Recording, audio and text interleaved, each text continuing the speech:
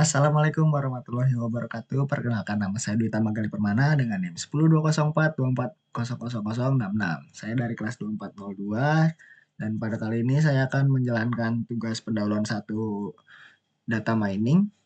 Di sini praktikum ini saya akan menggunakan dataset yang telah disediakan melalui link dataset pada modul praktikum yang telah diberikan oleh kakak Aspraknya. Di sini dataset tersebut berisi informasi mengenai karakter rumah seperti luas tanah, kualitas bangunan, tahun pembangunan, serta atribut lainnya. Dataset ini kemudian saya telah simpan di Google Drive agar nantinya dapat mudah diakses melalui Google Colab.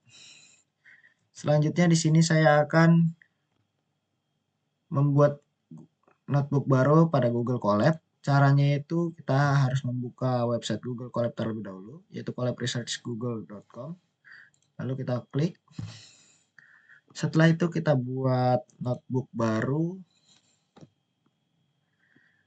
Di sini notebook yang akan terbuka menampilkan beberapa kode shell dan digunakan untuk menjalankan kode Python.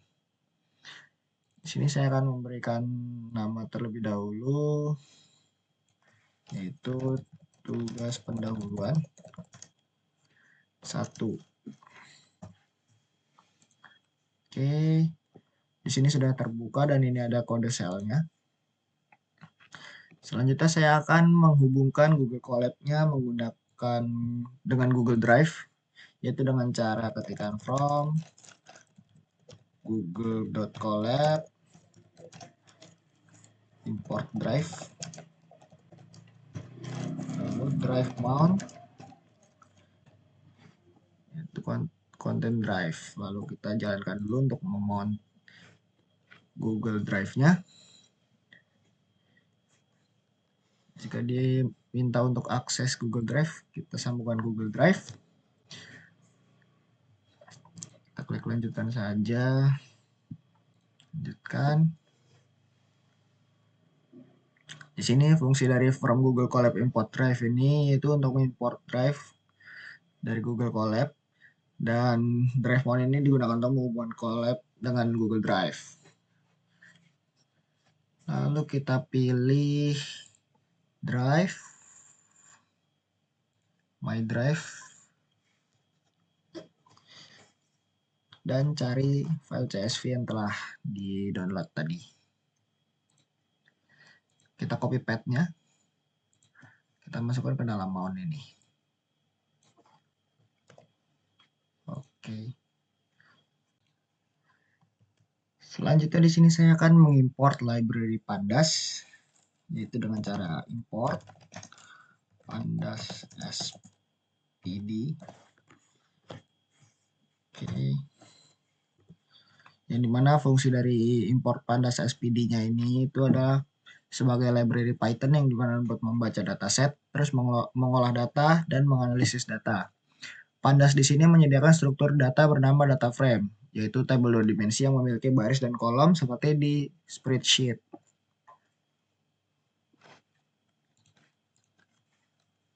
Oke, selanjutnya saya akan coba untuk membaca dataset dari Google Drive dengan cara df sama dengan pd read csv my drive. Ini adalah path-nya dan def untuk mencoba membaca dari data frame. Oke, di sini sudah tertampilkan. Di sini terdapat 1459 baris dan dikali 80 kolom. Di sini itu dataset telah dimasukkan dalam data frame bernama data frame, dan juga data frame ini nantinya akan digunakan untuk melakukan proses analisis data selanjutnya. Selanjutnya saya akan menampilkan 10 baris pertama dari dalam dataset, yaitu dengan cara df.head. Karena tadi diminta untuk menampilkan 10 baris pertama pada dataset, yaitu kita masukkan angka 10. Nah, di fungsi head ini adalah untuk menampilkan beberapa baris pertama dari dataset. Di sini tujuannya itu untuk melihat struktur dataset, terus melihat nama kolom dan memahami isi dataset.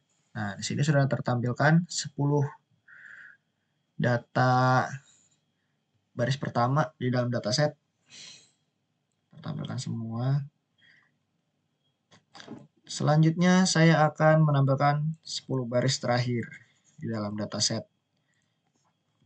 Sesuai dengan codingan tadi, karena ini adalah head itu artinya kepala, artinya kan baris pertama. Selanjutnya baris yang terakhir, itu menggunakan dftail. Sama, masukkan 10 juga. Fungsi tail ini digunakan buat menampilkan baris yang terakhir. Hal ini juga berguna untuk melihat apakah data sudah terbaca dengan benar hingga data yang paling terakhir. Nah, di sini sudah terbaca nih. 10 baris dan 80 kolom.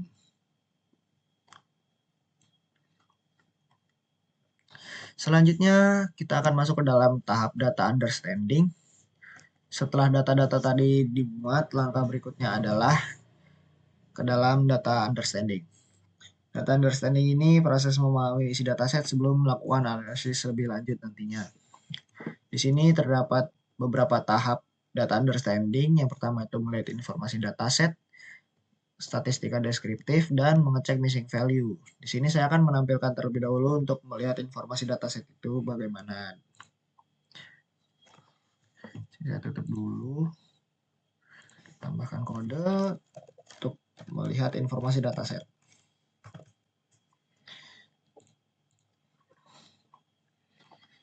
Nah, di sini sudah tertampilkan dari datasetnya.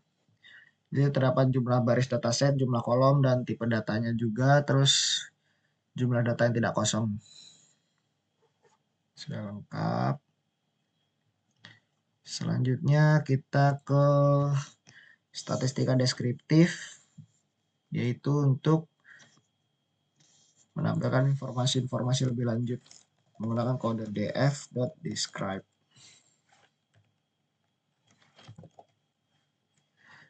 Mari kita run.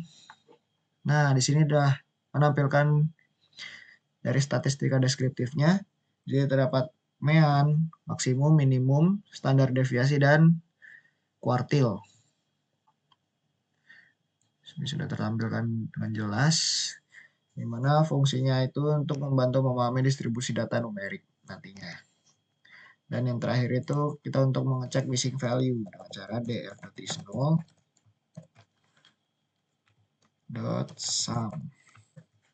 Di sini itu fungsinya untuk menghitung nilai kosong pada setiap kolom.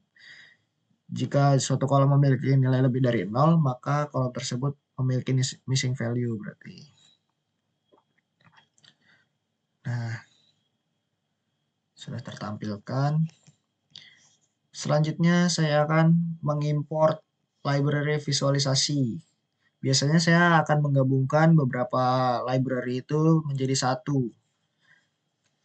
Di sini saya akan menggabungkan ke dalam library yang tadi sudah kita buat, yang pada pandas. Ini kita menambahkan bawahnya import matplotlib.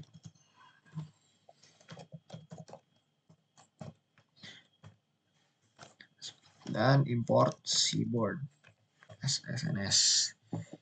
Import matplotlib ini digunakan buat bikin grafik-grafik dasar kayak histogram, line chart, dan scatter plot. Kalau seaboard ini dia buat visualisasi statistiknya nanti lebih informatif kayak box plot, heat map, dan distribution plot gitu.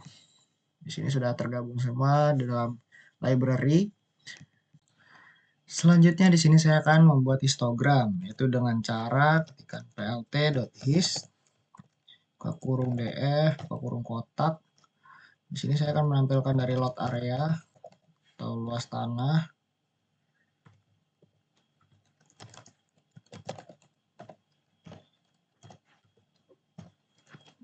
PLT title-nya histogram lot area, PLT X label-nya lot area, dan PLTY labelnya itu frekuensi, dan saya akan menampilkan PLT show. Oke, saya akan mencoba jalankan.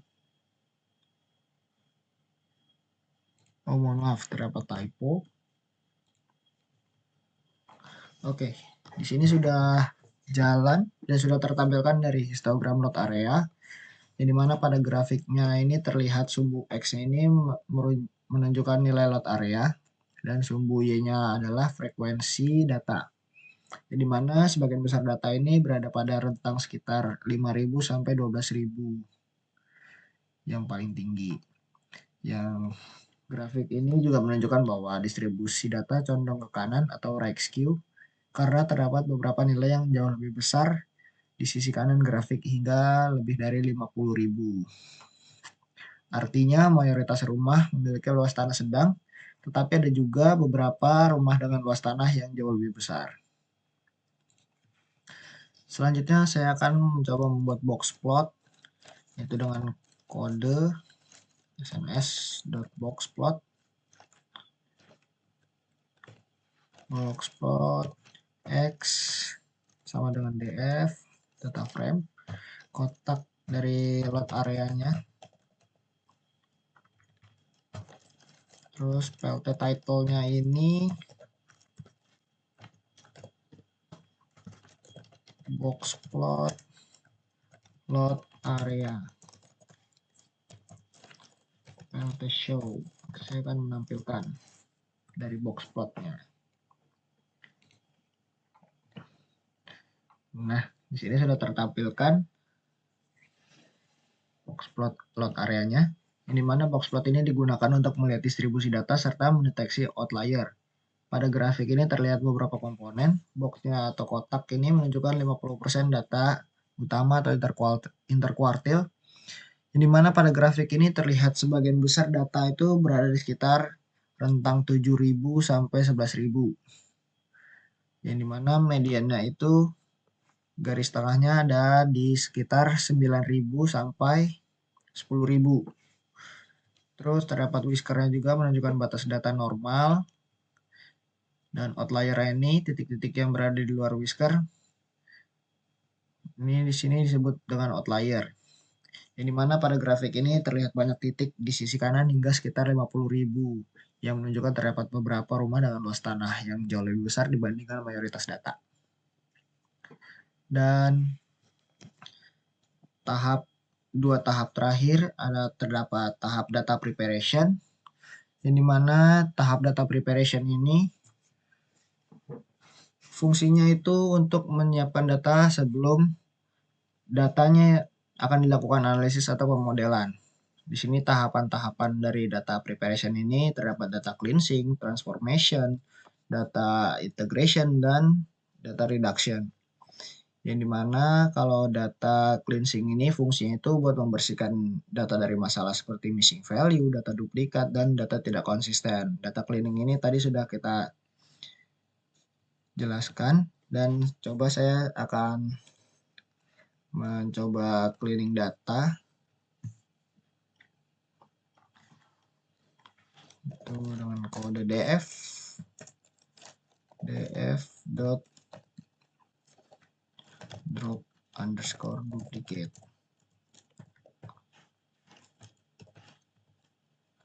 def dot add.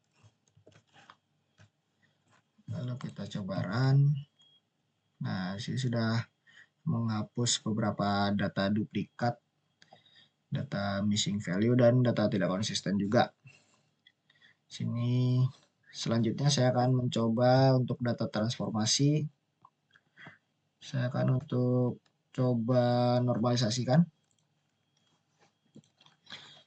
menggunakan kode from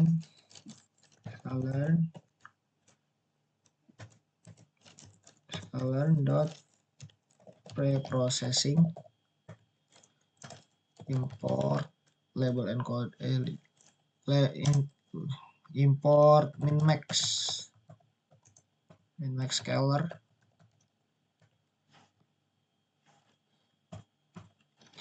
scalar sama dengan min max scalar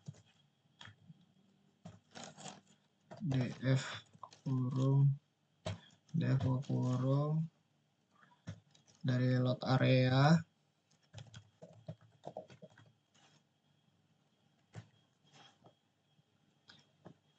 df load area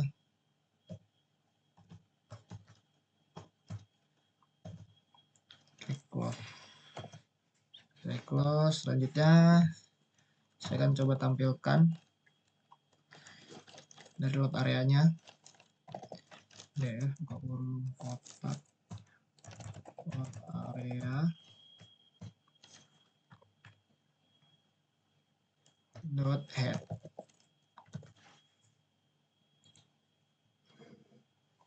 Nah, sini sudah saya ubah datanya. Biasanya saya akan ubah ke dalam rental tertentu seperti 0 sampai 1. Sini load areanya. Selanjutnya saya akan data integration. Coba data integration. Ini mana data integration ini itu fungsinya buat proses menggabungkan data dari beberapa sumber. Terus kalau data reduction ini fungsinya itu untuk mengurangi jumlah fitur yang akan digunakan nantinya. Dan yang terakhir ini ada step untuk penanganan missing value, outlier, dan data duplikat. Kalau missing value ini biasanya kondisi terdapat nilai kosong pada dataset.